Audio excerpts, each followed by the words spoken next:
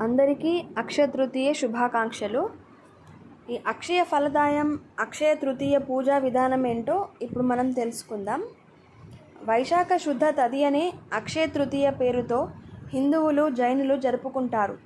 శివుడి అనుగ్రహంతో సంపదలకు కుబేరుడు రక్షకుడిగా నియమితుడైన రోజు. మహాలక్ష్మిని శ్రీహరి వివాహం చేసుకున్న శుభదినం కూడా ఇదే రోజు. ఈరోజు బంగారం కొని లక్ష్మీదేవికి అలంకరించి పూజ చేస్తారు. ఇలా చేస్తే ఇల్లు సిరి సంపదలతో తులతూగుతుందని భక్తుల నమ్మకం.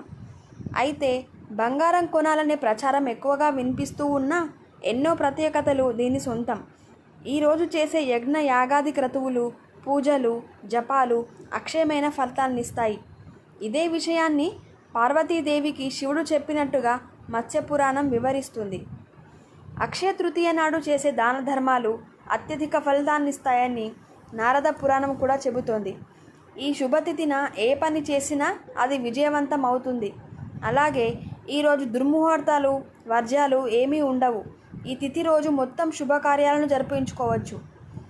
ఇక త్రేతాయుగం మొదలైంది. విష్ణు స్వరూపుడైన పరశురాముడు జన్మించింది కూడా ఈరోజే. శ్రీకృష్ణుడి సోదరుడు బలరాముడి జననము, అరణ్యవాసంలో ఉన్నప్పుడు పాండవులకు కృష్ణుడు అక్షయపాత్రను ఇచ్చిన రోజు కూడా ఇదే. కురుసభలో తనకు జరుగుతున్న అవమానానికి నీవే దిక్కంటూ చేతులు జోడించి వేడుకున్న ద్రౌపదికి దేవదేవుడు అక్షయంగా చీరలు ఇచ్చింది కూడా ఈరోజే. మహాభారత కావ్యాన్ని వేదవ్యాసుడు రాయడం ప్రారంభించింది. శివుడి జటాజూటం నుంచి భూలోకానికి గంగ చేరింది కూడా ఈ సుదినమే. సింహాచలంలో వరాహ నరసింహస్వామి నిజరూప దర్శనం కూడా ఈ అక్షయ తృతీయ నాడు మాత్రమే లభిస్తుంది. ఏడాదంతా చందనపు పూజతో స్వామి కప్పే ఉంటాడు. చార్ధామ్ యాత్రలో ముఖ్యమైన బద్రీనాథ్ ఆలయాన్ని చలికాలం తర్వాత తిరిగి తెరిచేది ఈ అక్షయ తృతీయ నాడే. శ్రీక్షేత్రం పూరిలో జగన్నాథుడి రథ నిర్మాణానికి కూడా అంకురార్పణం జరిగే రోజు ఇది. అనంత ఫలితాలు నొసగే మహావిష్ణువే ఈ వ్రతానికి అధినాయకుడు. కాబట్టి ఆ రోజున సూర్యోదయానికి ముందే నిద్రలేచి తలంటు స్నానం చేసి విష్ణుమూర్తి కుబేరునకు కుడివైపు లక్ష్మీదేవి విగ్రహాన్నుంచి పూజించాలి.